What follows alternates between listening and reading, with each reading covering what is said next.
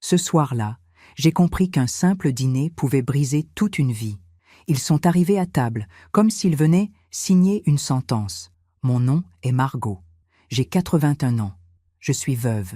Et cette nuit-là, j'ai su par leur regard que je n'étais plus qu'un embarras à résoudre. La pluie tambourinait contre les fenêtres. Le coq au vin fumait dans le plat. Tout était disposé avec l'exactitude de celle qui préserve encore sa maison comme un reliquaire. Mon fils Étienne et son épouse Monique se sont assis. Monique, toujours impeccable, toujours maîtresse du ton, a posé son verre et a parlé sans quitter ma main des yeux. Mes parents vont venir habiter ici. Ce fut comme recevoir une gifle. Ils prendront votre suite. Elle a dit cela avec une sorte de condescendance qui ressemblait davantage à une sentence qu'à une demande. J'ai ri, pas par amusement, par incrédulité. Ma suite, c'était d'une absurdité évidente. C'était la chambre où j'avais dormi avec Henri pendant 43 ans. La chambre où mes souvenirs reposent en silence. Elle a ri aussi. Un rire tranchant, celui de quelqu'un qui croit que richesse et prestance suffisent à plier n'importe quelle histoire. Henri n'est plus là, Margot. Vous n'avez pas besoin de tant d'espace. Mes parents méritent le confort. Vous n'êtes pas seule. Vous nous avez, nous. Mon sang s'est glacé. Mais j'ai répondu avec un calme coupant. Mériter ? Vous voulez que je devienne un objet de charité dans ma propre maison ? Étienne l'a regardé comme quelqu'un qui cherche une approbation. C'est mieux ainsi, maman. La maison est grande, et légalement, un jour, elle sera à nous. Il a prononcé légalement comme s'il m'avait déjà enterré à voix haute. Monique a touché sa main et a souri de nouveau. La pose de celle qui assure avoir tout résolu pour vous. Ne vous inquiétez pas, Margot. Je m'occupe de tout. Ça vous fera du bien d'avoir de la compagnie. Compagnie. Elle disait compagnie comme on dit inutilité. Comme si j'étais un meuble qu'on déplace de pièce en pièce. Je me suis levée. Mes jambes tremblaient, mais ma voix est sortie ferme. Vous entrez dans cette maison comme si c'était un hôtel de passage. Notez ceci.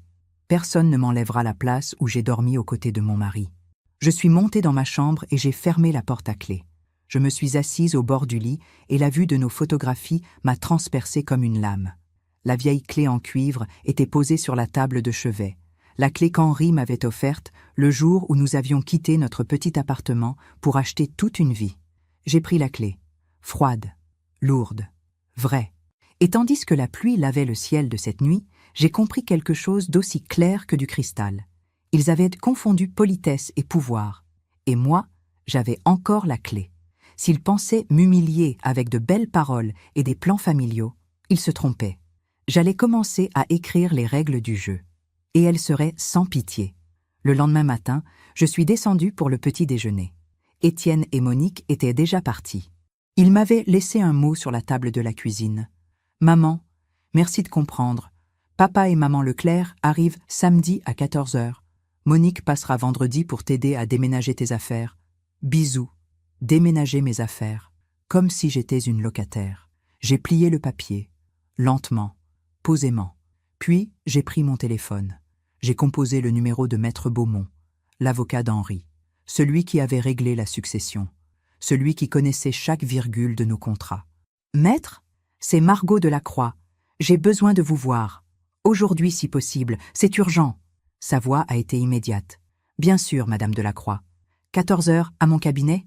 Parfait. » À 14h précises, j'étais assise dans le bureau lambrissé de Maître Beaumont. Il m'a écouté sans m'interrompre, ses mains croisées sur le bureau, son regard attentif. Quand j'ai terminé, il a hoché la tête. « Madame Delacroix, la maison est à votre nom, exclusivement. Votre mari a pris soin de tout léguer à vous seul, avec usufruit viager. Tant que vous vivez, personne, pas même votre fils, ne peut vous déloger. Je sais. » Il a souri légèrement. « Alors, que souhaitez-vous faire ?» Je me suis penchée en avant. « Je veux leur donner une leçon. Une leçon qu'ils n'oublieront jamais. Je vous écoute. » J'ai sorti de mon sac le mot qu'Étienne m'avait laissé. Je l'ai posé sur le bureau. Ils veulent installer les beaux-parents dans ma suite. Dans ma chambre. Je vais les laisser venir. Je vais les laisser arriver avec leurs valises. Maître Beaumont a levé un sourcil. Et ensuite, nous les accueillerons dans le salon. Vous, moi et un contrat. Il a compris immédiatement. Un sourire fin est apparu sur ses lèvres. Un contrat de location ? Exactement. Usage exclusif de la suite parentale. 8 200 € par mois. À payer d'avance. Il a noté sur son bloc. Charge comprise? Tout compris. Et si elle refuse? Elle refusera, et ses parents repartiront chez eux avec leurs valises. Maître Beaumont a posé son stylo. Il m'a regardé avec une lueur d'admiration dans les yeux. « Madame Delacroix, puis-je vous dire quelque chose? » « Oui, Henri serait fier de vous. » J'ai senti mes yeux piquer, mais je n'ai pas pleuré. « Alors préparez ce contrat, maître. Je veux qu'il soit irréprochable. » « Il le sera. Je vous l'apporte samedi à 13h30. Une demi-heure avant leur arrivée. » « Parfait. » Le vendredi, Monique est passée. Elle a frappé à ma porte avec un sourire triomphant. « Margot, je suis venue vous aider à préparer vos affaires. Vous avez commencé ?» Je lui ai ouvert, calme, souriante. « Non, Monique, je n'ai rien préparé. » Elle a froncé les sourcils. « Comment ça? Mes parents arrivent demain. » « Je sais, et je les attends. » Elle m'a regardée, décontenancée. « Vous acceptez? » « Bien sûr, c'est votre famille. » Son visage s'est éclairé. Elle a posé sa main sur mon épaule. « Oh, Margot, je savais que vous finiriez par comprendre. Vous verrez, tout ira bien. Mes parents sont adorables. J'en suis sûre. » Elle est repartie, satisfaite, convaincue d'avoir gagné. Moi, j'ai refermé la porte, et j'ai souri. Samedi arriverait bientôt. Et avec lui, la vérité. Pendant que je raconte tout cela, je me demande d'où vous m'écoutez. Écrivez le nom de votre ville en commentaire. Samedi, 14h. J'avais revêtu ma robe bleu marine, celle des grandes occasions. Mes cheveux étaient coiffés, mon rouge à lèvres impeccable. Je voulais qu'ils se souviennent de cette image, celle d'une femme debout, digne. Maître Beaumont était arrivé à 13h30, comme prévu. Il portait un costume sombre, une mallette en cuir. Il avait disposé le contrat sur la table basse du salon, celle en noyer que nous avions achetée à Versailles, Henri et moi, il y a 30 ans. Le document était là, net, officiel, implacable. Contrat de location, usage exclusif de la suite parentale, 8 200 € par mois, charges comprises, paiement d'avance le 1er de chaque mois. Nous avons attendu en silence. La pluie avait cessé. Le soleil d'automne filtrait à travers les rideaux. Tout était calme, trop calme. Et puis, j'ai entendu la voiture, le bruit des portières qui claquent, des voix, des rires. Monique. « Entrez, entrez. Ne vous inquiétez pas, maman est au courant. » Elle est d'accord. J'ai serré les mains sur mes genoux. Maître Beaumont m'a regardé. Un hochement de tête rassurant. La porte d'entrée s'est ouverte. Monique est entrée la première, rayonnante. Derrière elle, un homme et une femme dans la soixantaine, bien habillés, un peu embarrassés. Monsieur et madame Leclerc, les beaux-parents. Chacun portait une grosse valise. Étienne fermait la marche, les bras chargés de sacs. Monique s'est figée en me voyant dans le salon. Puis elle a vu Maître Beaumont. Son sourire s'est effacé. « Qu'est-ce que… » Je me suis levée, lentement, posément. « Bonjour, Monique. Bonjour, monsieur et madame Leclerc. Soyez les bienvenus. » Ma voix était douce, mais froide. Madame Leclerc a esquissé un sourire timide. « Bonjour, madame Delacroix. C'est très généreux de votre part de nous accueillir. » « Généreuse? Oui, c'est le mot. » Monique a posé sa main sur le dossier d'un fauteuil. Ses doigts se sont crispés. « Margot, pourquoi Maître Beaumont est-il ici ?» Je me suis tournée vers l'avocat. « Maître, voulez-vous expliquer ?» Il s'est levé, impeccable. Il a pris le contrat et l'a tendu à Monique. « Madame, voici un contrat de location pour l'usage exclusif de la suite parentale de cette maison. Conformément à la loi, madame Delacroix, propriétaire unique des lieux, vous propose un bail mensuel. » Monique a pris le document. Ses yeux ont parcouru les lignes. Une fois, 2 fois.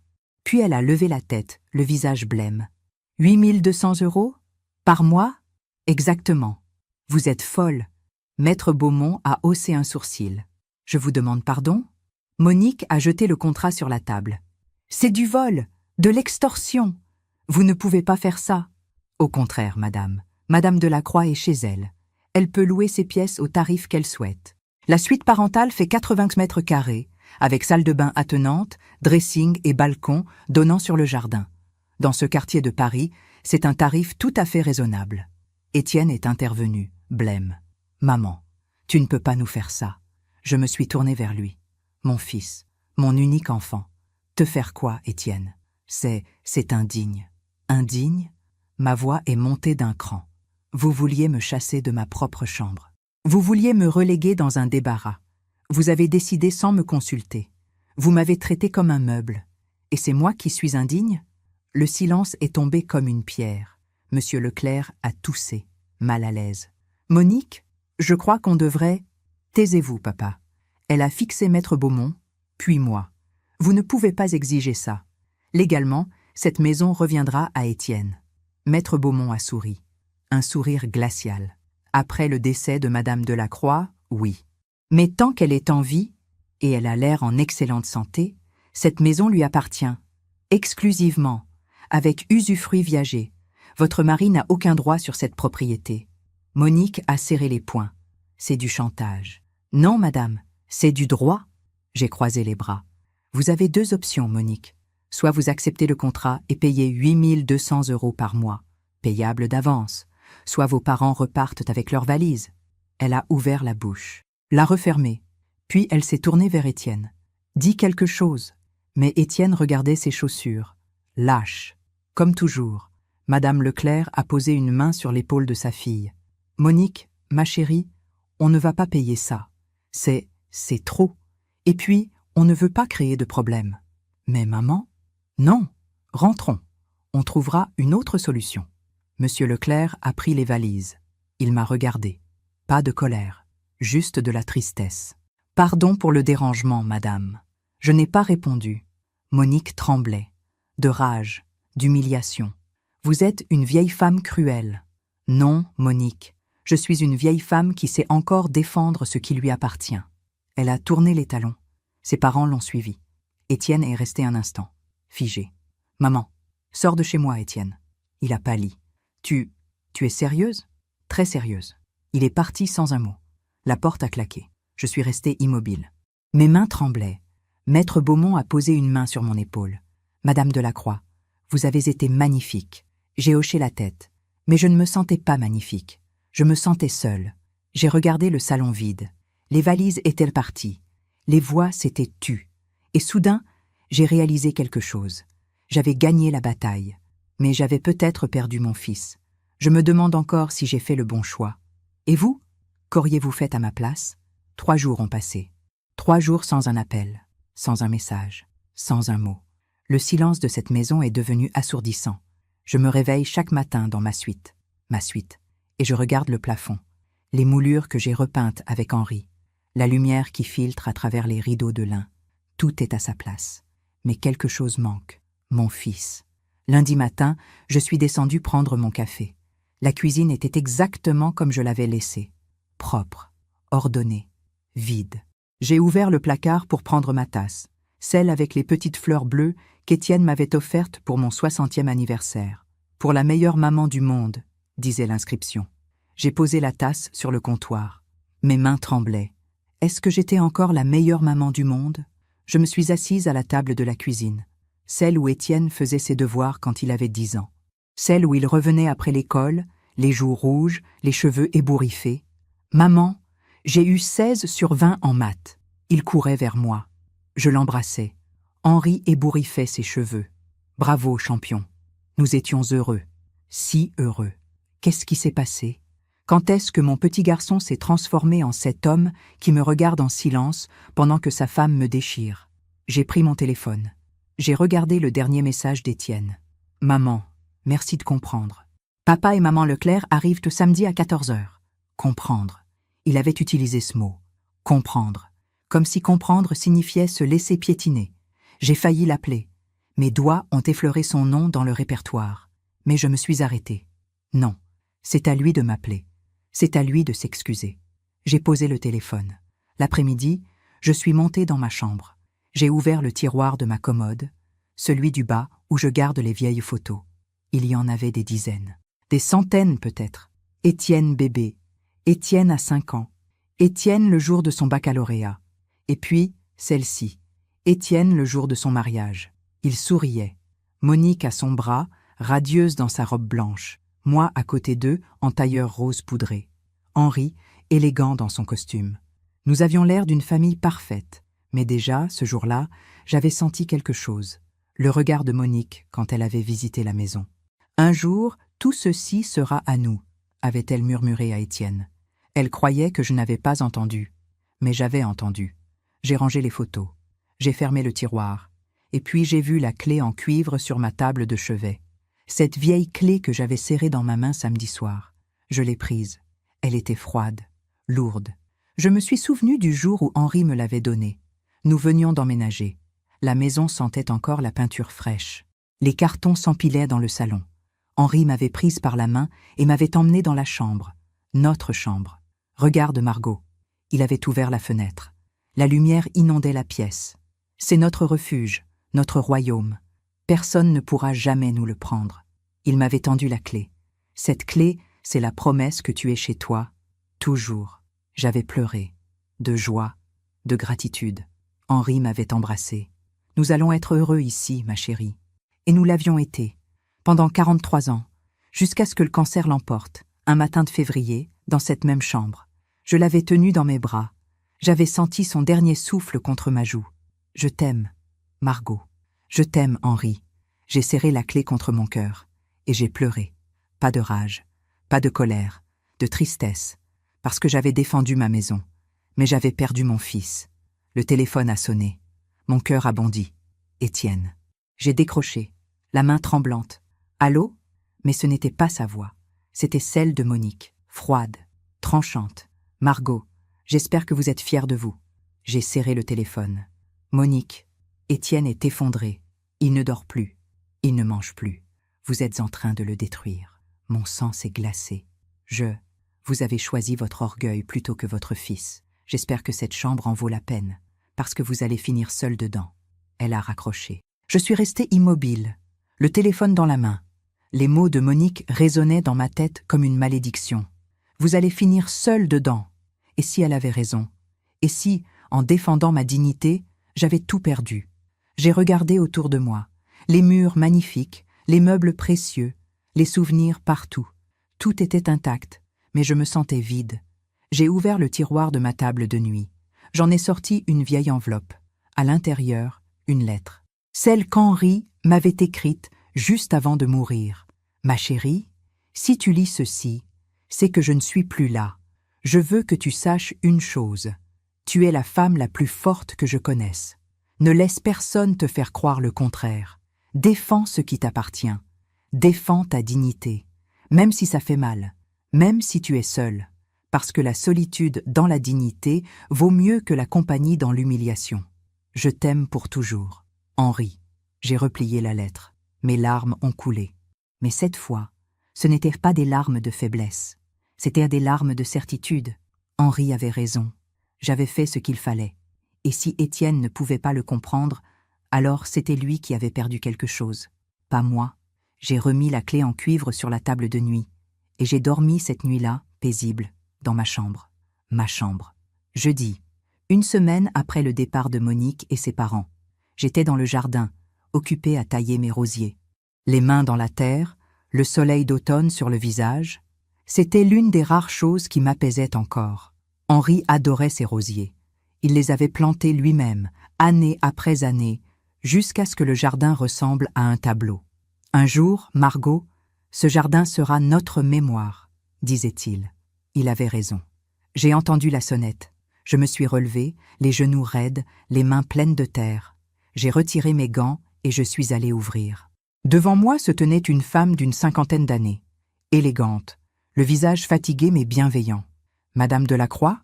Oui, je suis Claire Moreau, la sœur de Monique. Mon cœur s'est arrêté. La sœur de Monique. Je ne savais pas que Monique avait une sœur. Elle a souri tristement. Elle ne parle jamais de moi.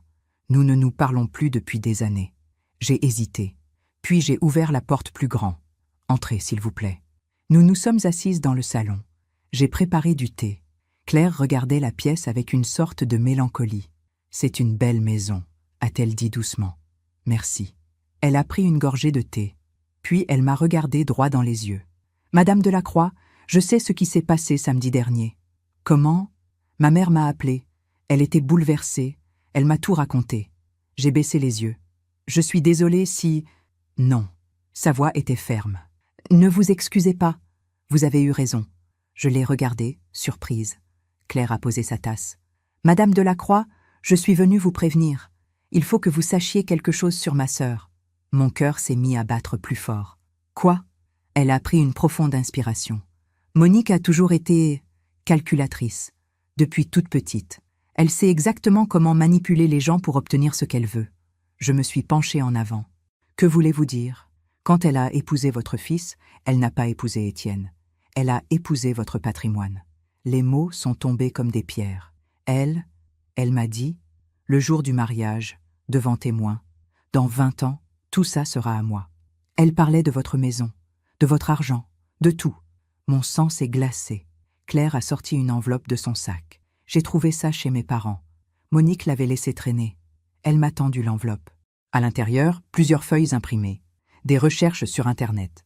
Comment obtenir l'usufruit d'une maison? Peut-on forcer une personne âgée à quitter son domicile?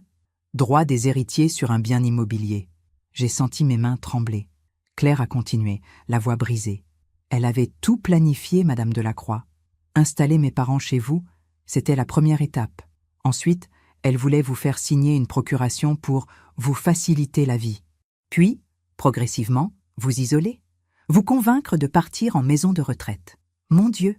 Et le pire, c'est qu'elle disait à Étienne que c'était pour votre bien, qu'une femme de votre âge ne devrait pas vivre seule, qu'il fallait prendre soin de vous. Je me suis levée. Mes jambes tremblaient. Étienne? Étienne sait? Claire a secoué la tête. Je ne crois pas. Monique est très douée pour mentir. Elle lui fait croire qu'elle agit par amour, par devoir familial. J'ai porté la main à ma bouche. Mon fils, mon petit garçon. Il était manipulé. Claire s'est levée aussi. Madame Delacroix, je sais que vous ne me connaissez pas, mais je ne pouvais pas rester silencieuse. Monique a déjà détruit ma famille. Elle a monté mes parents contre moi parce que je refusais de lui prêter de l'argent. Aujourd'hui, je ne la vois plus. Mes propres parents ne me parlent plus. Ses yeux se sont remplis de larmes. Ne la laissez pas vous prendre votre fils. Après son départ, je suis restée assise dans le salon. Les feuilles imprimées étalées devant moi. Chaque mot, chaque recherche, c'était comme lire un plan de guerre. Et j'étais la cible. J'ai repensé aux dernières années. Les petites phrases de Monique. Margot, vous ne devriez pas conduire à votre âge. Margot, vous oubliez beaucoup de choses ces derniers temps. Margot, et si on prenait rendez-vous chez le médecin? Juste pour vérifier. Elle plantait des graines de doute, pour me faire passer pour une vieille femme fragile, incapable. Et ensuite, me retirer tout. J'ai monté dans ma chambre. J'ai ouvert le coffre-fort caché derrière le tableau, celui qu'Henri avait installé. À l'intérieur, tous nos documents, actes notariés, testaments, livrets bancaires, tout était en ordre, tout était à mon nom. Mais si j'avais signé cette procuration que Monique préparait, si j'avais cédé, j'aurais tout perdu. J'ai pris la clé en cuivre sur ma table de nuit, et j'ai compris. Cette clé ne protégeait pas seulement ma chambre, elle protégeait ma vie entière. Le soir même, j'ai appelé Maître Beaumont. « Maître, j'ai besoin de vous. Encore. Madame Delacroix, que se passe-t-il? Il faut que je protège mes biens, tous mes biens. Je veux que personne, absolument personne, ne puisse me les prendre. Bien sûr, venez demain matin. Nous allons tout sécuriser. » J'ai raccroché. Et pour la première fois depuis des jours, j'ai souri. Monique croyait que j'étais une vieille femme naïve. Elle allait apprendre qu'on ne sous-estime jamais une femme qui a survécu à 81 ans de vie. Pendant que je raconte tout cela, je me demande d'où vous m'écoutez. Écrivez le nom de votre ville en commentaire. Vendredi matin, 9 heures précises. J'étais assise dans le bureau de Maître Beaumont. Cette fois, je n'étais pas venue seule avec mes peurs. J'étais venue avec des preuves. J'ai posé l'enveloppe de Claire sur le bureau. Les feuilles imprimées, les recherches de Monique. Maître Beaumont a chaussé ses lunettes. Il a lu, en silence, ligne après ligne. Puis il a retiré ses lunettes et m'a regardé avec une gravité que je ne lui connaissais pas. « Madame Delacroix, vous avez conscience de ce que cela signifie? » « Oui. Votre belle-fille préparait une captation d'héritage. Si vous aviez signé une procuration... » Il n'a pas fini sa phrase. Il n'en avait pas besoin. « Que dois-je faire ?» Il a pris un stylo. « Nous allons blinder votre patrimoine. Testament holographe déposé chez le notaire. Clause révocatoire en cas de pression morale. Mandat de protection future au profit d'une personne de confiance. Pas un membre de la famille. Et surtout, une attestation médicale prouvant que vous êtes en pleine possession de vos moyens. » J'ai hoché la tête. « Faites tout ce qu'il faut !» Il a souri. « Madame Delacroix, votre mari serait fier de vous. Nous avons passé 2 heures à tout organiser. chaque document, chaque signature, chaque protection. Quand je suis sortie de son bureau, je me sentais différente, plus légère, plus forte. Personne ne pourrait plus me voler ma vie. En rentrant chez moi, j'ai trouvé une voiture garée devant la maison, celle d'Étienne. Mon cœur s'est serré. Il était venu. Je suis entrée. Étienne était debout dans le salon, les mains dans les poches. Il avait maigri, des cernes sous les yeux. Il avait l'air épuisé. « Maman, Étienne. » Le silence est tombé, puis il a pris une profonde inspiration. Je suis venue m'excuser. J'ai senti mes jambes faiblir. Je me suis assise. M'excuser? Il s'est assis en face de moi. Oui, j'ai été lâche. Je t'ai laissé seule face à Monique. Je n'ai rien dit. Je n'ai rien fait. Ses yeux se sont remplis de larmes. Je suis désolée, maman. J'ai tendu la main. Je l'ai posée sur la sienne. Étienne, Monique est furieuse. Elle ne me parle presque plus. Elle dit que tu m'as monté contre elle, que tu es égoïste, que tu nous punis. Il a essuyé ses yeux. Mais moi, je sais que tu as eu raison. J'ai senti mes propres larmes monter. Mon fils, mon petit garçon, il était encore là. Étienne, il faut que je te dise quelque chose. Il m'a regardé, surpris. Moi, quoi?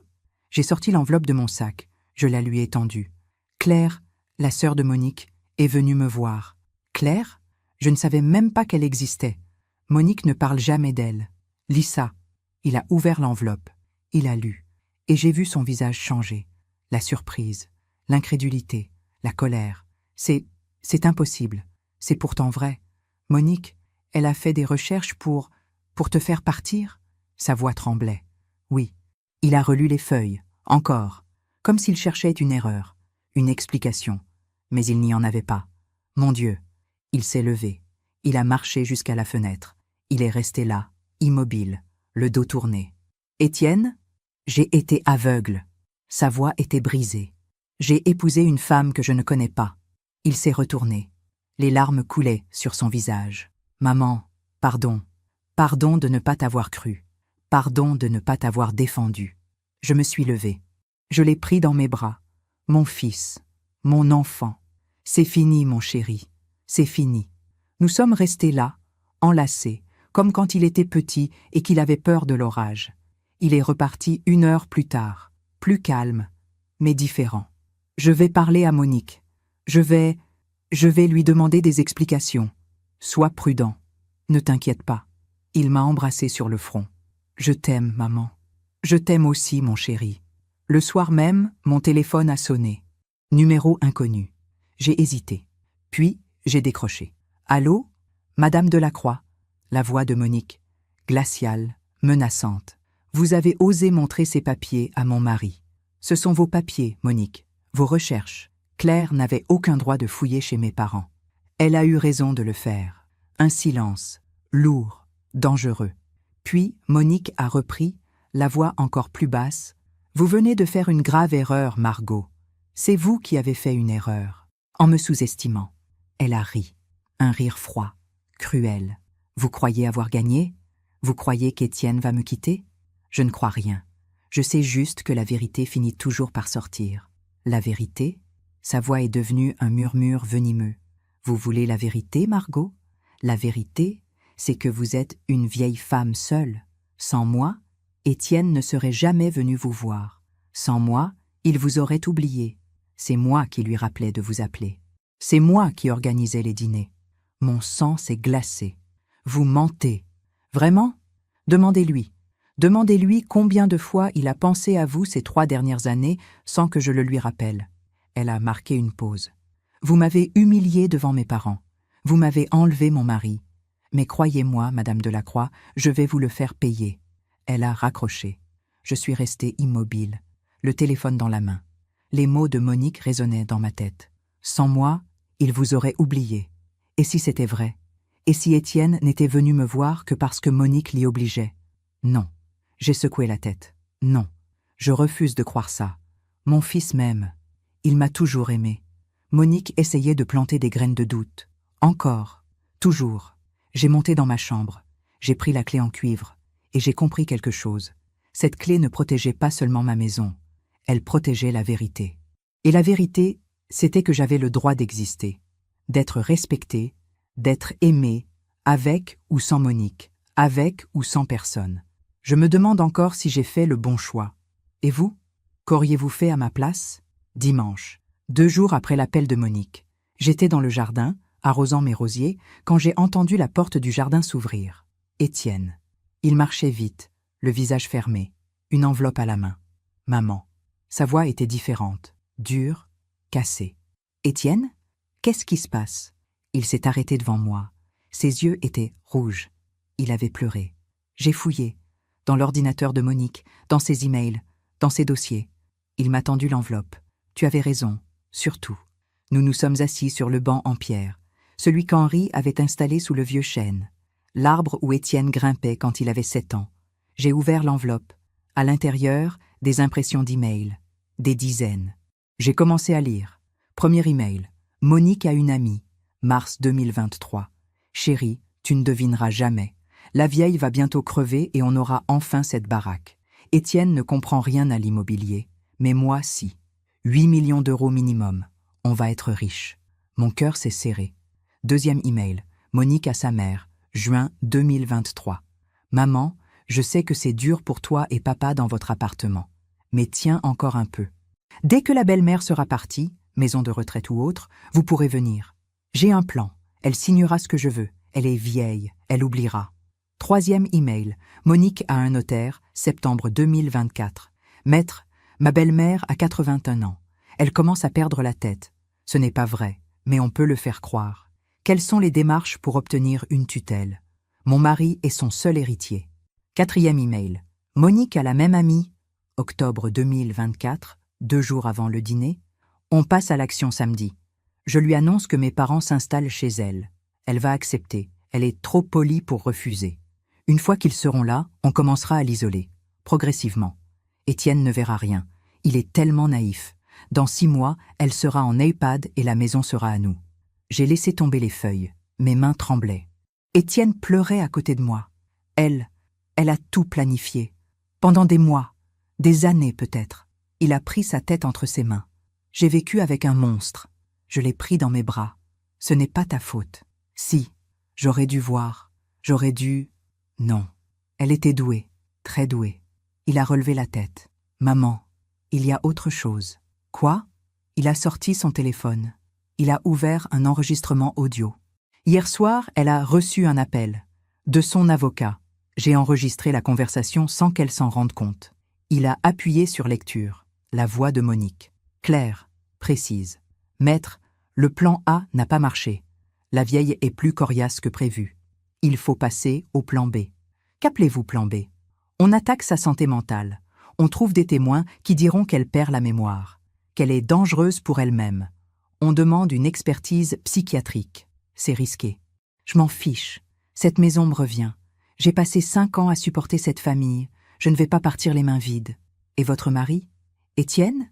Il signera ce que je lui dirai de signer. Il m'aime. Il est faible. L'enregistrement s'est arrêté. Le silence est tombé comme une pierre. Étienne pleurait. De rage. De honte. Elle m'a traité de faible. Étienne. Elle avait raison. Il s'est levé. Il marchait de long en large. J'ai laissé cette femme te détruire. J'ai laissé cette femme m'utiliser. J'ai été aveugle, lâche, stupide. Arrête. Ma voix était ferme. Tu n'es pas faible, Étienne. Tu as été manipulé. Par une femme qui sait exactement comment briser les gens. Il s'est arrêté. Il m'a regardé. Qu'est-ce que je dois faire? Je me suis levé. J'ai pris ses mains dans les miennes. Tu vas rentrer chez toi. Tu vas lui dire que tu sais tout. Et après? Après, tu décides. Tu restes avec elle ou tu pars. Il a secoué la tête. Je pars. C'est fini. Étienne. Non, maman. C'est terminé. Je ne peux pas rester avec quelqu'un qui a voulu te détruire, qui m'a traité comme un imbécile. Il a serré mes mains. Je vais divorcer. Ce soir-là, Étienne est rentré chez lui. Il m'a envoyé un message à 22h. Je lui ai dit. Elle a nié. Puis, elle a crié. Puis, elle m'a menacé. J'ai pris mes affaires. Je dors à l'hôtel. Demain, j'appelle un avocat. Je t'aime, maman.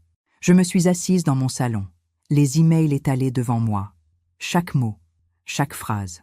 La vieille va bientôt crever. Étienne est faible. Cette maison me revient. J'ai pris la clé en cuivre sur la table basse. Je l'ai serrée dans ma main. Et j'ai compris. Cette clé n'était pas seulement un symbole, c'était une arme, l'arme de la vérité. Henri me l'avait dit des années auparavant. La vérité finit toujours par gagner, Margot, même quand elle met du temps. Même quand elle fait mal. Il avait raison. Monique avait perdu, pas parce que je l'avais combattue, mais parce qu'elle s'était dévoilée. Le lendemain matin, j'ai reçu un appel. Maître Beaumont, Madame Delacroix, j'ai une nouvelle. Oui? Votre belle-fille a tenté de déposer une demande de tutelle à votre encontre, hier, au tribunal. Mon sang s'est glacé. Quoi? Ne vous inquiétez pas. Le juge a rejeté la demande. Absence de preuves médicales. Et surtout, il a marqué une pause. Vous avez déposé votre attestation de santé mentale vendredi. Le juge en a pris connaissance. Il a qualifié la demande de Madame Monique de tentative manifeste d'abus de faiblesse. Mon Dieu, ce n'est pas tout. Le juge a transmis le dossier au procureur. Madame Monique risque des poursuites. J'ai raccroché. Je me suis assise. Et j'ai pleuré. Pas de tristesse, de soulagement. Monique avait tout perdu. Son plan, son mari, sa crédibilité. Et moi, j'avais tout gardé. Ma maison, ma dignité, mon fils. Et surtout, ma vérité. Parfois, on fait confiance à ceux qui ne la méritent pas. Et vous, avez-vous déjà été déçu par quelqu'un que vous aimiez? Racontez-moi votre histoire dans les commentaires, j'aimerais vous lire. Mardi, 14 heures. On a sonné à la porte. 3 coups, secs, violents. J'ai regardé par la fenêtre. Monique, seule, debout devant ma porte, le visage dur, les poings serrés. J'ai pris une profonde inspiration. Puis j'ai ouvert. Elle est entrée comme une tempête, sans un mot, sans un regard. Elle est allée directement dans le salon et s'est retournée vers moi. « Vous êtes contente ?» Sa voix tremblait de rage. « Monique, vous êtes contente ?» Elle a crié. Ses yeux étaient rouges. Son maquillage coulait. « Vous avez détruit mon mariage. Vous avez monté mon mari contre moi. Vous avez fouillé dans ma vie privée. » Je suis restée calme. « Je n'ai rien détruit, Monique. C'est vous qui avez tout détruit. » Elle a ri. Un rire hystérique. « Moi, elle s'est avancée vers moi. C'est vous qui avez refusé d'accueillir mes parents. Vous qui avez sorti ce contrat ridicule. Vous qui avez empoisonné Étienne contre moi. Non, ma voix était ferme. C'est vous qui avez voulu me chasser de ma propre chambre. Vous qui avez planifié de m'envoyer en maison de retraite. Vous qui avez cherché à me faire passer pour folle. Le silence est tombé. Monique m'a regardée. Ses yeux se sont remplis de larmes, mais pas de tristesse, de haine. Vous ne comprenez rien. Alors expliquez-moi. Elle a marché jusqu'à la fenêtre. Elle regardait le jardin, les rosiers, la maison. Vous savez ce que c'est de ne rien avoir? Sa voix s'était adoucie, presque vulnérable. J'ai grandi dans un appartement de 50 mètres carrés. Mes parents se sont sacrifiés toute leur vie pour nous, ma sœur et moi. Et pourquoi? Pour finir dans un logement social à 70 ans. Elle s'est retournée. Puis j'ai rencontré Étienne, un homme bon, un homme doux, et surtout, un homme qui avait tout.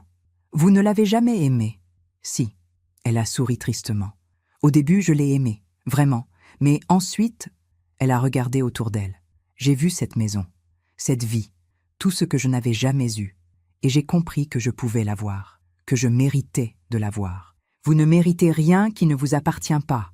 Monique a éclaté de rire. Vous parlez de mérite? Vous? Elle s'est approchée de moi. Vous n'avez rien fait pour avoir tout ça, Margot.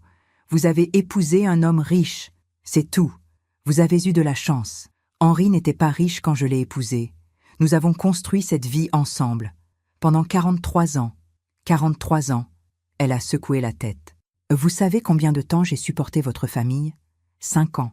5 ans à écouter vos histoires, à organiser vos dîners, à jouer la belle-fille parfaite. Sa voix montait.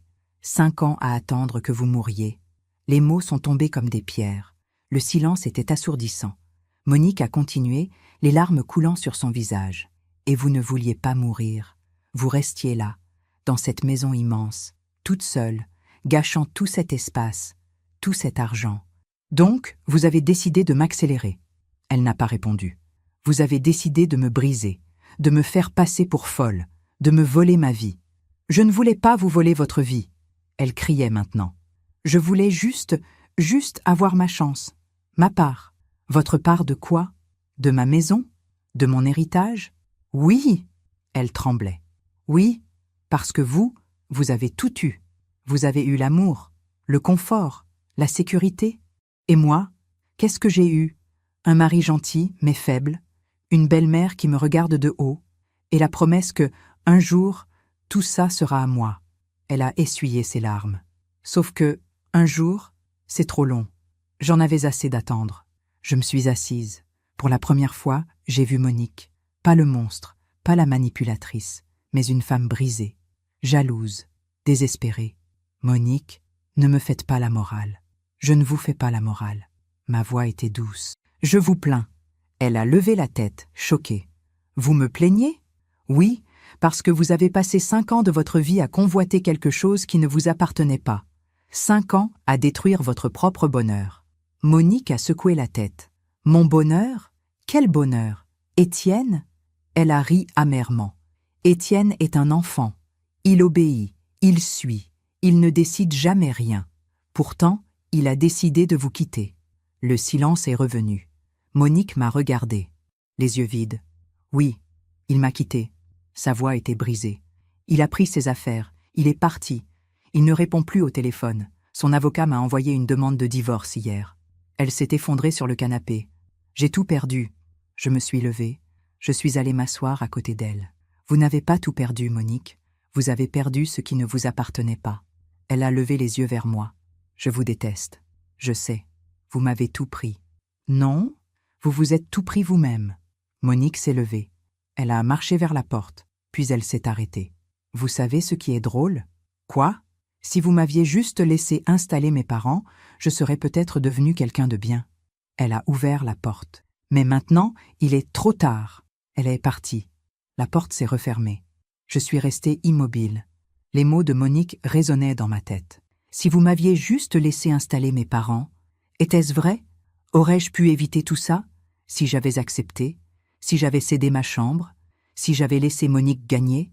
Est-ce qu'elle aurait changé? Non. J'ai secoué la tête. Non. Les emails, les plans, les mensonges, tout était déjà là. Avant même le dîner. Monique n'aurait pas changé. Elle aurait juste gagné. J'ai pris la clé en cuivre sur la table basse. Je l'ai serrée dans ma main. Et j'ai compris quelque chose. Défendre sa dignité a un prix. Parfois, ce prix, c'est la solitude. Parfois, c'est la culpabilité. Mais c'est un prix qu'il faut payer. Parce que perdre sa dignité coûte encore plus cher. Ce soir-là, Étienne m'a appelé. « Maman, Monique est venue te voir? » « Oui. Elle t'a dit quelque chose? » « Beaucoup de choses. » Un silence. « Maman, je suis désolée. Pour tout. Tu n'as pas à t'excuser, mon chéri. Si, j'aurais dû te protéger. Tu me protèges maintenant. C'est tout ce qui compte. Nous avons parlé longtemps. De tout, de rien, de Henri, de l'enfance d'Étienne, des souvenirs heureux. Et pour la première fois depuis des semaines, j'ai senti quelque chose.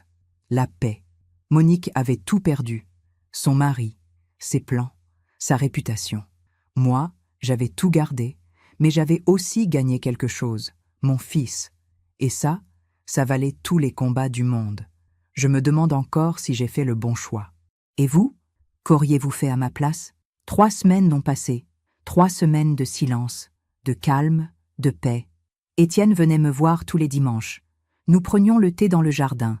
Nous parlions, nous rions, comme avant, comme quand il était petit. Le divorce avançait, rapidement. Monique n'avait pas contesté. Elle avait signé tous les papiers sans un mot. Elle avait disparu. Un mardi matin, j'ai reçu une lettre, une enveloppe blanche, sans adresse d'expéditeur. À l'intérieur, une seule feuille. Madame Delacroix, je vous écris pour vous informer que Madame Monique Delacroix a été hospitalisée hier soir. Épuisement nerveux. Elle a demandé que vous soyez prévenu. Si vous souhaitez la voir, elle est à l'hôpital Saint-Louis, chambre 312, bien cordialement, le personnel soignant. J'ai relu la lettre 3 fois. Monique, hospitalisée. Ma première réaction a été rien. Pas de joie, pas de tristesse, rien. Cette femme avait voulu me détruire. Elle avait voulu m'enfermer, me faire passer pour folle. Pourquoi devrais-je me soucier de son sort? J'ai posé la lettre sur la table. J'ai préparé mon thé. J'ai arrosé mes rosiers. J'ai lu mon livre. La journée a passé. Mais le soir, en montant dans ma chambre, j'ai regardé la clé en cuivre sur ma table de nuit. Cette clé qui m'avait protégée, cette clé qui symbolisait ma dignité, ma liberté. Et j'ai pensé à Henri. Margot, m'avait-il dit un jour, la vraie force, ce n'est pas de gagner. C'est de savoir quand arrêter de se battre. Je l'avais regardée, surprise. Que veux-tu dire? Quand tu as gagné, quand tu as défendu ce qui t'appartient, il faut savoir partir, ne pas s'acharner, ne pas devenir comme ceux qui t'ont attaqué. Il avait pris ma main. La victoire sans grâce, c'est juste de la cruauté. J'ai pris la clé dans ma main, froide, lourde, vraie, et j'ai compris. J'avais gagné, j'avais défendu ma maison, ma dignité, mon fils. Maintenant, il fallait que je prouve quelque chose, que je n'étais pas comme Monique, que la dignité, ce n'est pas juste se défendre, c'est aussi savoir pardonner. Pas pour elle, pour moi. Le lendemain matin, j'ai pris mon manteau, j'ai pris mon sac, et je suis allée à l'hôpital, l'hôpital Saint-Louis. Chambre 312, j'ai frappé doucement à la porte. Entrez. La voix de Monique, faible, cassée. Je suis entrée. La chambre était petite, blanche, froide. Monique était allongée dans le lit. Sans maquillage, les cheveux défaits, le visage creusé. Elle avait vieilli de 10 ans en 3 semaines. Quand elle m'a vue, ses yeux se sont écarquillés. Vous êtes venu? J'ai hoché la tête. Je me suis assise sur la chaise à côté du lit. Le silence est tombé. Pourquoi? A-t-elle murmuré. Pourquoi quoi? Pourquoi êtes-vous venu? Vous avez gagné. Vous devriez me détester. J'ai regardé par la fenêtre. Le ciel était gris. La pluie menaçait. Je ne vous déteste pas, Monique. Vous devriez. Peut-être. Je me suis tournée vers elle. Mais la haine fatigue. Et j'ai 81 ans. Je n'ai plus le temps de haïr. Monique a fermé les yeux. Des larmes ont coulé. J'ai tout perdu. Mon mari, ma maison, ma réputation. Oui, je ne sais pas où aller. Mes parents ne veulent plus me voir. Ma sœur refuse de me parler. Je n'ai plus rien. Sa voix se brisait. Je n'ai plus personne. J'ai sorti quelque chose de mon sac. Une enveloppe. Je l'ai posée sur la table de nuit. Qu'est-ce que c'est? A demandé Monique. Ouvrez. Elle a pris l'enveloppe d'une main tremblante. Elle l'a ouverte. À l'intérieur, un chèque. 10 000 €. Monique m'a regardée, bouche ouverte. Je ne comprends pas. C'est pour que vous puissiez vous reconstruire, trouver un appartement, recommencer. Mais pourquoi? Après tout ce que je vous ai fait? J'ai souri doucement. Parce que vous avez raison sur une chose. Vous n'avez rien eu. Vous avez grandi dans la pauvreté. Vous avez vu vos parents souffrir. J'ai posé ma main sur la sienne. Ce n'est pas une excuse pour ce que vous avez fait. Mais je comprends d'où vient votre douleur. Monique pleurait. Je ne mérite pas ça. Non, vous ne méritez pas. Ma voix était ferme. Mais moi, je mérite de partir la tête haute, de ne pas devenir comme vous. Elle a serré le chèque dans sa main. Je ne sais pas quoi dire. Ne dites rien. Je me suis levée. Mais je veux que vous sachiez quelque chose. Cet argent, c'est la dernière chose que vous recevrez de moi. Après ça, nous n'avons plus rien à nous dire. J'ai marché vers la porte. Margot. Je me suis retournée. Oui? Merci. Sa voix était un murmure. J'ai hoché la tête. Soignez-vous, Monique. Et apprenez. Apprenez que la vie ne se vole pas. Elle se construit. Je suis sortie de l'hôpital. Le ciel s'était éclairci. Un rayon de soleil perçait les nuages. J'ai pris une profonde inspiration. Et j'ai senti quelque chose. La légèreté. Ce soir-là, Étienne m'a appelé. Maman, j'ai appris que tu es allée voir Monique. Oui. Pourquoi? Parce qu'il le fallait. Elle ne le méritait pas. Non. Mais moi, je méritais de le faire. Un silence. Tu lui as donné de l'argent? Oui. 10 000 €. Maman, Étienne, écoute-moi. Cet argent, ce n'est pas pour elle. C'est pour moi. Pour que je puisse me regarder dans le miroir et savoir que j'ai fait ce qu'il fallait. Il a soupiré. Tu es plus forte que moi, maman. Non, je suis juste plus vieille. Et j'ai appris quelque chose que tu apprendras aussi. Quoi? Que la vraie victoire, ce n'est pas d'écraser l'autre, c'est de rester soi-même. Cette nuit-là, j'ai dormi paisiblement. Pour la première fois depuis des mois, je n'ai pas rêvé.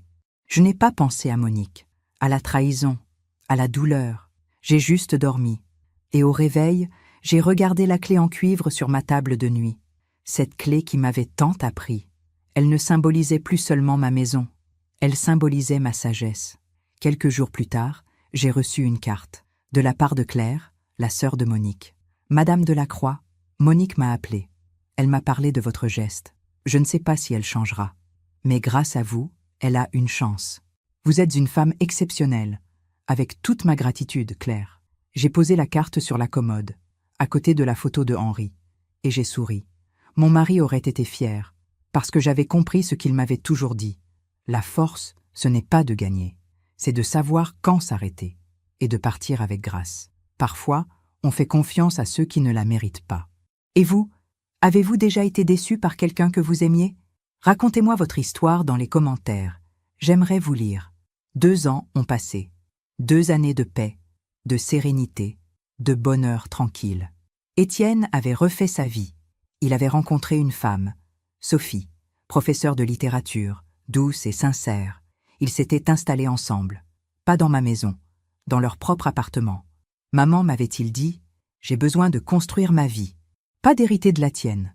J'avais pleuré de fierté. Mon fils avait enfin grandi. Moi, je vivais toujours dans ma maison, seule, mais pas solitaire. J'avais mes rosiers, mes livres, mes souvenirs. J'avais Étienne qui venait déjeuner tous les dimanches avec Sophie. J'avais mes voisines avec qui je prenais le thé. J'avais ma vie, une vie simple, digne, heureuse. Un jeudi de novembre, je suis allée faire mes courses au marché, celui de la place de la République, le même que je fréquentais depuis 40 ans. J'achetais mes fruits chez Monsieur Dubois, mes légumes chez Madame Cartier. Tout était familier, rassurant. Et puis, en tournant au coin d'une allée, je l'ai vue. Monique, elle était debout devant un étal de vêtements d'occasion. Elle fouillait dans un bac de pull à 5 €. J'ai senti mon cœur s'arrêter. Elle avait tellement changé. Les cheveux gris, mal coiffés, le visage marqué, des rides profondes, des vêtements usés. Elle portait un vieux manteau beige, trop grand pour elle. Ses mains tremblaient en tenant les pulls. Je me suis approchée, lentement. Monique, elle a sursauté. Elle s'est retournée. Quand elle m'a vue, son visage s'est décomposé. Madame Delacroix, sa voix était éteinte, fragile.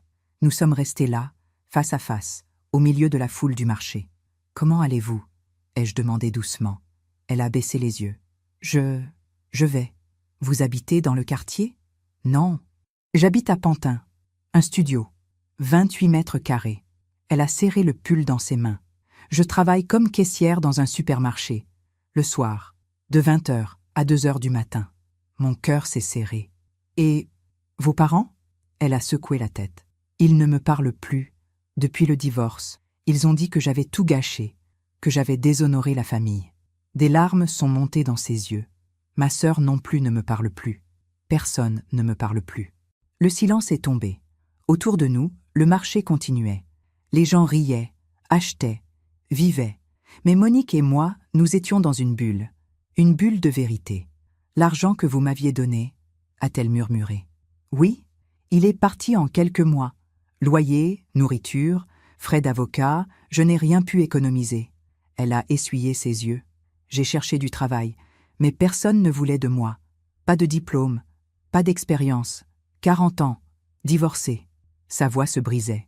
J'ai fini par accepter ce travail de caissière, la nuit, pour ne croiser personne que je connais. Elle m'a regardée. Vous savez ce qui est drôle ? Quoi ? J'ai passé 5 ans de ma vie à vouloir votre maison, votre argent, votre vie. Elle a ri, un rire amer. Et maintenant, je n'ai même pas de quoi acheter un pull neuf. J'ai regardé cette femme devant moi, cette femme qui avait voulu me détruire, cette femme qui avait manigancé, menti, manipulé. Et tout ce que je voyais, c'était une femme brisée, pas par moi, mais par elle-même. Monique, la vie ne vous a pas puni. Elle a levé les yeux, surprise. Que voulez-vous dire ? Vous vous êtes puni vous-même, en voulant quelque chose qui ne vous appartenait pas, en construisant votre vie sur le mensonge. J'ai posé ma main sur son bras. La vie ne fait que rendre ce qu'on lui donne. Vous avez donné de la trahison, de la manipulation, et la vie vous a rendu de la solitude. Monique a baissé la tête. J'ai compris. Trop tard, mais j'ai compris. C'est déjà beaucoup.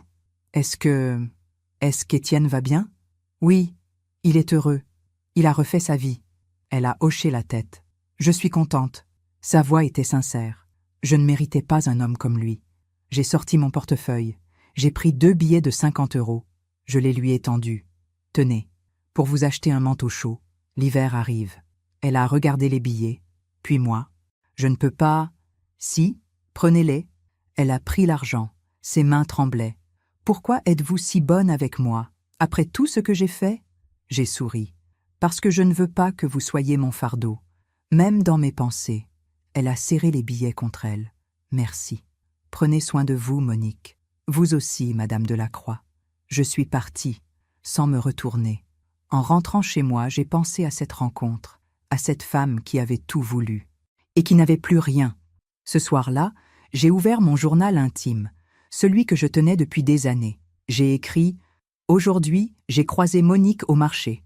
Elle n'est plus que l'ombre d'elle-même. La vie lui a rendu ce qu'elle a donné, le vide, la solitude, le regret. Je ne ressens ni joie ni tristesse, juste de la sérénité. Henri avait raison. On ne gagne jamais rien en détruisant les autres. On ne fait que se détruire soi-même. Monique m'avait traité de folle, d'égoïste, de cruelle. Et aujourd'hui, j'ai retrouvé ce même regard vide dans ses yeux, ce regard de quelqu'un qui a perdu l'essentiel.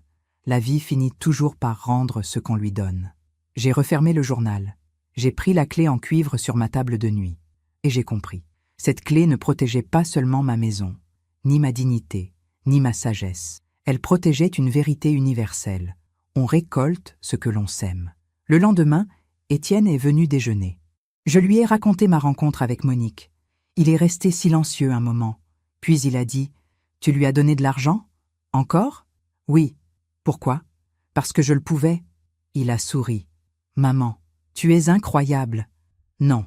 Je suis juste quelqu'un qui a compris que la vengeance ne sert à rien. La vie s'en charge toujours. » Nous avons mangé en silence. Puis Étienne a pris ma main. « Maman, je veux te dire quelque chose. »« Oui? Merci. Merci d'avoir tenu bon. Merci de m'avoir ouvert les yeux. Merci de m'avoir appris ce qu'est la vraie dignité. » Ses yeux se sont remplis de larmes. « Grâce à toi, je suis devenu un homme. » J'ai serré sa main. « Tu as toujours été un homme, mon chéri. Tu avais juste oublié qui tu étais. » Ce soir-là, j'ai regardé le coucher de soleil depuis mon balcon. Le ciel était rose et doré. Les rosiers embaumaient. Tout était calme, parfait. Et j'ai pensé à Henri, à tout ce qu'il m'avait appris, à tout ce que nous avions construit ensemble. Henri, ai-je murmuré, j'ai défendu notre maison, notre vie, notre dignité. Le vent a soufflé doucement, comme une réponse, et j'ai appris quelque chose. J'ai souri. La vie est juste, pas toujours rapide, mais toujours juste. Je me demande encore si j'ai fait le bon choix. Et vous, qu'auriez-vous fait à ma place? Aujourd'hui, j'ai 83 ans. 2 ans se sont écoulés depuis ma rencontre avec Monique au marché. Je suis toujours dans ma maison, dans ma chambre, celle que personne n'a pu me prendre. Chaque matin, je me réveille avec la lumière qui filtre à travers les rideaux de lin. Je regarde la photo d'Henri sur la commode, sa montre, son eau de Cologne, et je souris, parce que je suis chez moi. Hier, Sophie, la compagne d'Étienne, m'a demandé quelque chose. Nous prenions le thé dans le jardin. Les rosiers étaient en fleurs. L'air sentait le printemps. « Margot, m'a-t-elle dit, comment avez-vous fait? » « Fait quoi? » « Pour tenir, pour ne pas céder, pour garder votre dignité face à tout ça. » J'ai posé ma tasse. J'ai regardé les rosiers, ceux qu'Henri avait plantés de ses mains. Tu sais, Sophie, quand on vieillit, on comprend quelque chose d'essentiel. Quoi? Que la vie ne nous appartient pas, mais que notre dignité, si. Elle m'a regardée, attentive. J'ai continué. On ne peut pas contrôler les autres, on ne peut pas empêcher les trahisons, les mensonges, les manipulations. J'ai pris sa main, mais on peut choisir qui on est, comment on réagit, et surtout ce qu'on refuse de perdre. Sophie a souri. Vous êtes une femme inspirante. Non, je suis juste une femme qui a appris. Appris quoi? Que céder pour avoir la paix, ce n'est pas la paix, c'est la capitulation. Ce soir, je suis montée dans ma chambre. J'ai ouvert mon coffre-fort, celui caché derrière le tableau. À l'intérieur, tous mes documents, mes souvenirs, ma vie et la clé en cuivre. Je l'ai prise dans ma main. Cette vieille clé qu'Henri m'avait offerte il y a plus de 50 ans. Elle était froide, lourde, vraie, comme elle l'avait toujours été. J'ai pensé à tout ce qu'elle représentait. Ma maison, mon refuge, ma forteresse, mais aussi ma sagesse, ma force, ma vérité. Cette clé m'avait appris quelque chose. Que défendre ce qui nous appartient n'est pas de l'égoïsme, c'est du respect de soi. Que dire non n'est pas de la cruauté, c'est de la dignité. Que tenir bon n'est pas de l'entêtement, c'est de l'amour, pour soi, pour ce qu'on a construit. J'ai pensé à Monique, à cette femme qui avait tout voulu et qui avait tout perdu. Pas parce que je l'avais détruite, mais parce qu'elle s'était détruite elle-même. En voulant ma vie, elle avait perdu la sienne. En cherchant à me prendre ma dignité, elle avait perdu la sienne. En manipulant mon fils, elle avait perdu son mari. La vie est juste, pas toujours rapide, pas toujours visible, mais toujours juste. J'ai pensé à Étienne, à mon fils qui avait failli se perdre, mais qui avait retrouvé son chemin, grâce à la vérité, grâce au courage de voir, grâce à la force de partir. Aujourd'hui, il est heureux. Il construit sa propre vie, avec Sophie, dans leur propre appartement. Il vient me voir, pas par obligation, par amour. Et ça, c'est tout ce qui compte. J'ai remis la clé dans le coffre, mais avant de refermer, j'ai sorti une enveloppe que j'ai préparée il y a quelques semaines. À l'intérieur, une lettre, pour Étienne. Mon chéri, si tu lis ceci, c'est que je ne suis plus là. Je veux que tu saches quelque chose. Cette maison, elle est à toi maintenant. Toute ta vie, elle t'a attendu. Mais je veux que tu te souviennes d'une chose. Ce n'est pas la maison qui fait la dignité. C'est ce qu'on fait avec. Ne laisse jamais personne te voler qui tu es. Ne laisse jamais personne décider à ta place. Ne laisse jamais personne te convaincre que tu dois céder pour avoir la paix. La vraie paix vient de l'intérieur, de savoir qu'on a défendu ce qui compte. Je t'ai appris à être fort, à être digne, à être libre. Ne l'oublie jamais. Je t'aime, mon fils, pour toujours. Maman. J'ai refermé l'enveloppe. Je l'ai laissée dans le coffre. Un jour, Étienne la trouvera, et il comprendra. Ce soir, je me suis assise au bord de mon lit. J'ai regardé autour de moi. Les meubles, les photos, les souvenirs. Tout était intact, parce que j'avais tenu bon. Des femmes me demandent parfois « Margot, avez-vous des regrets ?» Je réponds toujours la même chose. Non, aucun. J'aurais pu céder, j'aurais pu donner ma chambre, j'aurais pu signer cette procuration. J'aurais pu me laisser enfermer dans le silence, mais je ne l'ai pas fait, parce que Henri me l'avait dit, bien avant de partir.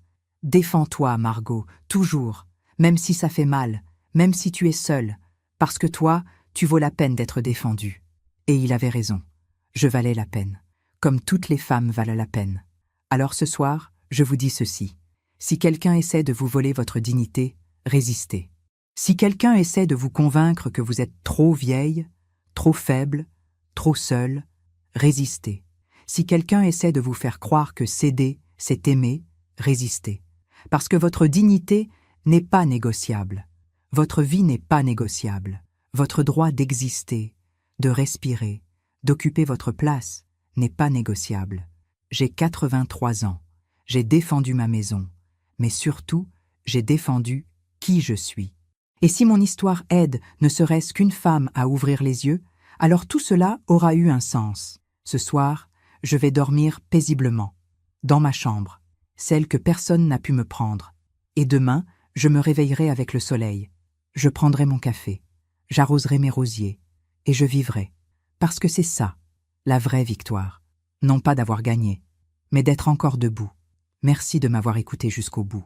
Si cette histoire a touché votre cœur, abonnez-vous et activez la cloche pour entendre d'autres femmes qui ont transformé la douleur en sagesse. Chaque jour, une femme, une leçon de vie. Partagez cette histoire avec quelqu'un que vous aimez. Parfois, une histoire change toute une journée. Que Dieu vous bénisse et à très bientôt.